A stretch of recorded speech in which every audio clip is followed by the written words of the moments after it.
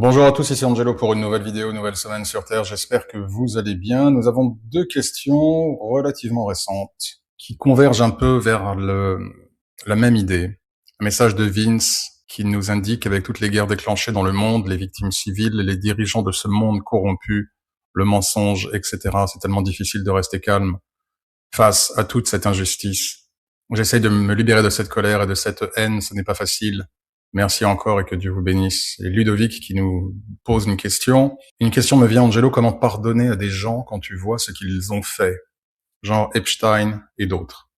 Ils font des actes ignobles. Ces deux messages, je le crois, sont en commentaire de la vidéo où je parlais du pardon et où j'indiquais qu'il fallait passer l'éponge et que beaucoup de gens disaient je pardonne mais je n'oublie pas. Et j'ai eu quelques réactions d'ailleurs intéressantes.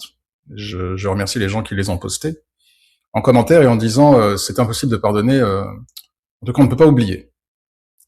Le problème c'est que même dans la manière que ces gens ont eu, et je ne les juge pas, je ne les blâme pas, mais même dans la manière dont ces personnes ont écrit cela, en réalité on sent qu'elles ne pardonnent pas. Le souci c'est que la plupart du temps, lorsque les gens vous disent je pardonne mais je n'oublie pas, en réalité ils ne pardonnent pas. C'est aussi simple que cela. Alors, il y aura toujours ceux qui vont me dire en commentaire non, c'est pas vrai. Ok, très bien, les poissons volants, ça existe aussi. Mais de manière générale, une fois de plus, je suis précis avec mes mots, je n'ai pas dit 100% de la population, mais de manière générale, lorsqu'une personne dit « je pardonne mais je n'oublie pas », en réalité, elle ne pardonne pas. Donc, quand je dis « oublier », c'est que cela doit... Vous ne devez même plus y penser, ça n'a plus aucune prise sur vous. Ou que si vous vous en souvenez, ça ne vous fait plus rien. Et plus rien du tout. Alors, pour en revenir aux questions de Vince et de Ludovic qui vont quelque peu dans le même sens. Alors, on va commencer par Vince. Avec toutes les guerres déclenchées dans le monde, les victimes civiles, les dirigeants de ce monde corrompu, le mensonge, etc., c'est tellement difficile de rester calme face à toute cette injustice. J'essaye de me libérer de cette colère et de cette haine, ça n'est pas facile. Je pense qu'il n'y a pas grand-chose qui m'agace davantage que l'injustice, cher Vince, donc je vous comprends. J'ai souvent indiqué en vidéo qu'il était important de rester un temps soit peu informé de ce qui se passe dans le monde pour mieux connaître notre ennemi. Et que les personnes qui sont dans le New Age ne jurent que par licorne, bisounours et compagnie. Et dès que vous leur parlez de Satan, de diable, de mal, elles se crispent. Je le sais, je les côtoie ici aux États-Unis. Et j'ai eu plus d'une fois l'occasion de parler, d'avoir ce que j'appelle des mini-conférences face à un auditoire où parmi ces gens, il y avait des New Agers, New Agistes, New Agers. Et je les vois bien se crisper quand on prononce Satan, mal, diable. Ils ne veulent pas en entendre parler. Alors, ce qui est assez étrange, et je pose la question à voix haute, comment avez-vous connu Dieu? Comment avez-vous connu le Christ? Par la Bible. Que vous soyez ou non dans la religion, importe peu quelle est la source qui vous a permis de prendre connaissance de l'existence de Dieu et du Christ. C'est pas Pif et Hercule, c'est la Bible. Bon. Bien, la Bible parle du diable.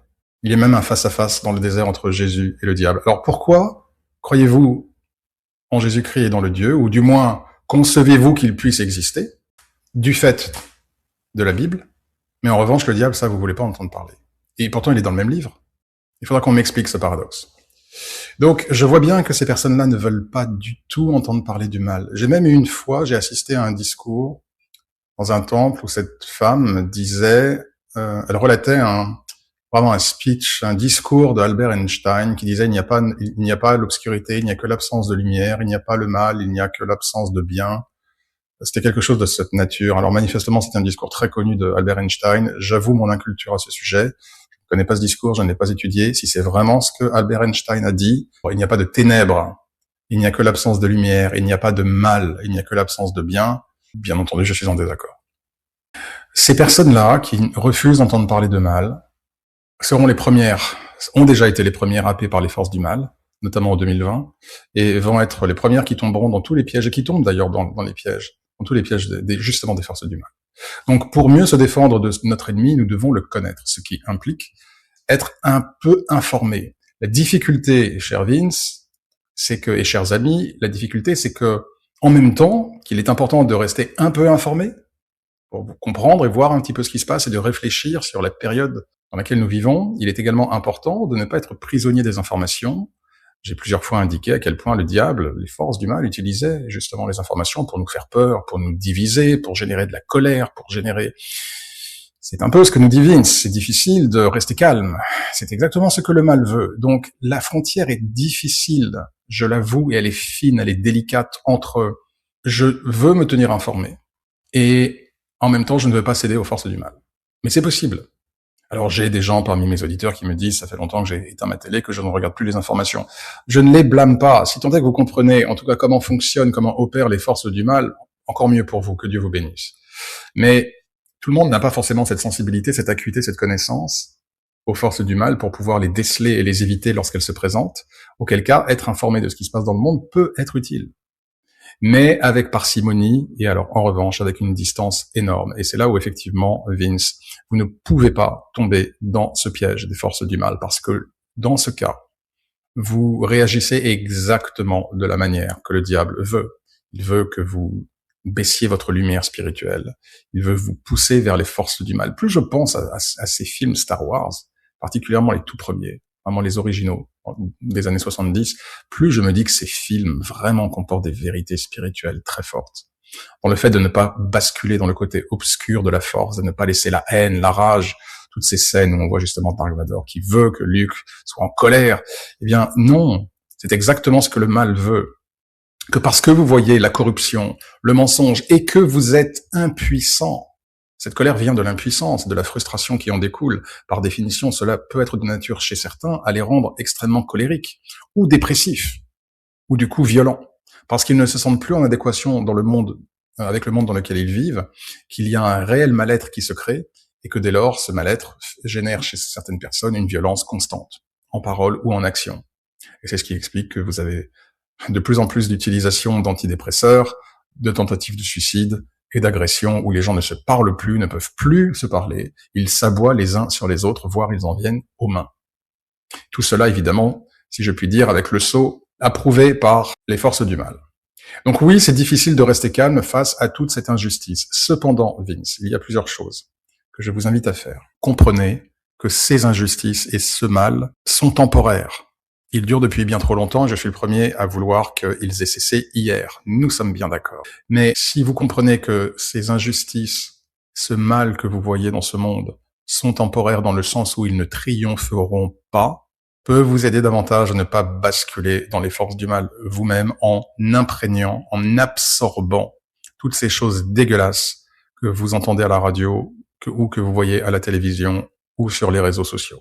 Le fait de voir les gens péter les plombs les uns après les autres est quelque chose qui, soit est de nature à vous irriter, à vous frustrer, à vous énerver, ce que vous mentionnez dans votre message, ou alors, au contraire, vous prenez de la distance en vous souvenant que cette vie est une micro-goutte d'eau au regard de votre âme et de qui vous êtes vraiment, de votre essence, que vous avez eu pléthore d'identités et d'incarnations et que vous continuerez à en avoir, et que cette vie en tant que Vince est une goutte dans l'océan, et que elle ne représente pas cette vie, l'alpha et l'oméga de ce qu'est véritablement l'existence et nos existences en tant qu'âme issue de Dieu, et auquel cas ça peut vous aider aussi à prendre un peu plus de distance avec les horreurs auxquelles vous assistez dans le monde.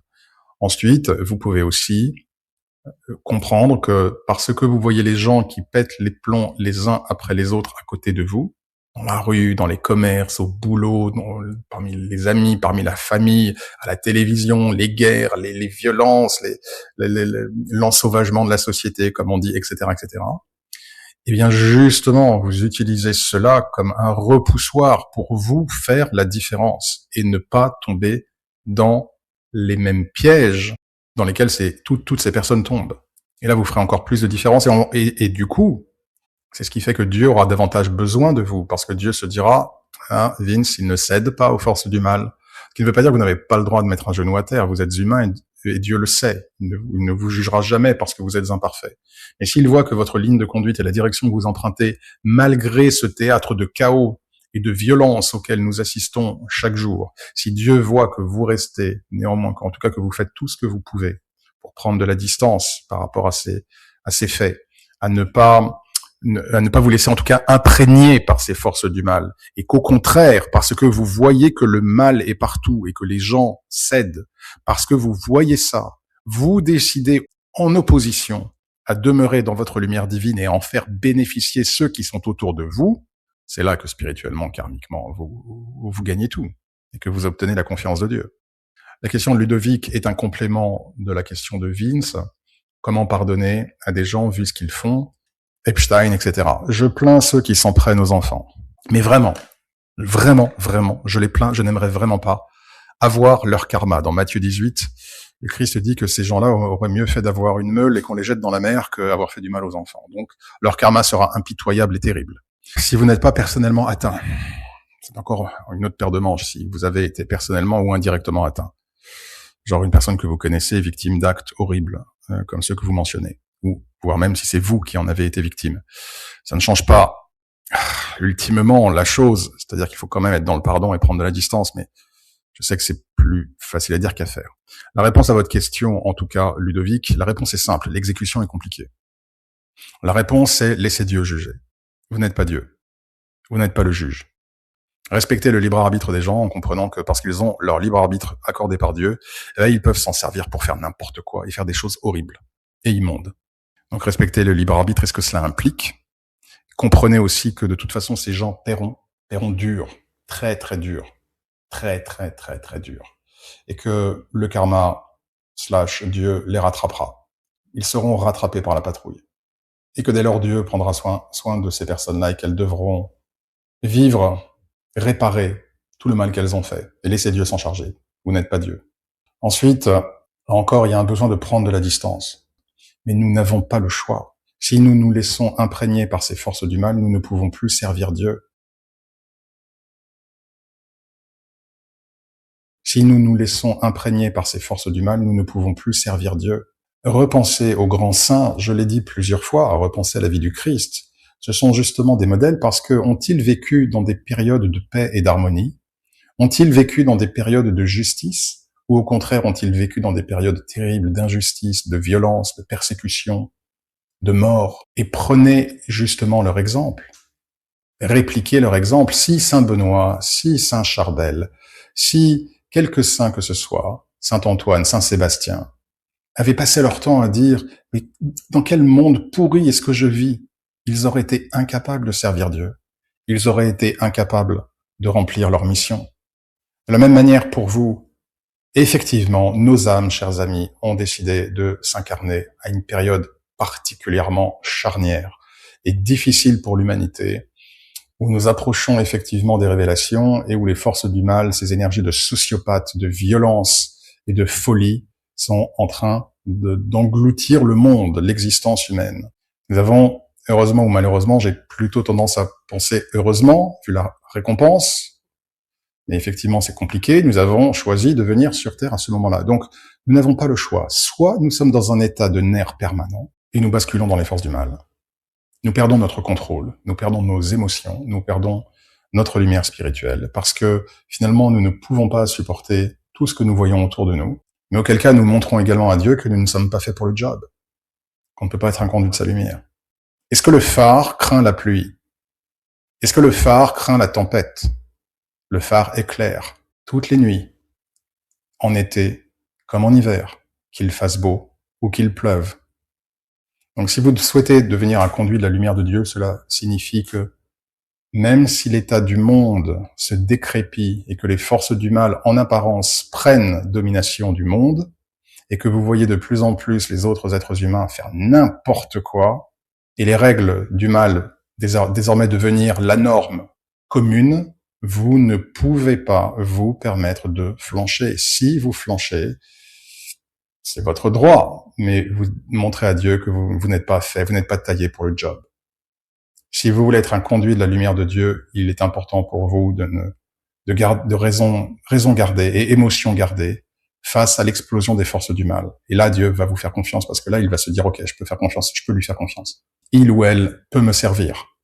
Et il ou elle montre que malgré ces forces démoniaques qui se répandent à la vitesse de l'éclair sur Terre, il ou elle tient bon. Et c'est ce qui fait que vous allez augmenter votre connexion à Dieu qu'il va développer davantage de confiance en vous, et dès lors qu'il vous accordera davantage de protection et de bénédiction, car il aura besoin de vous.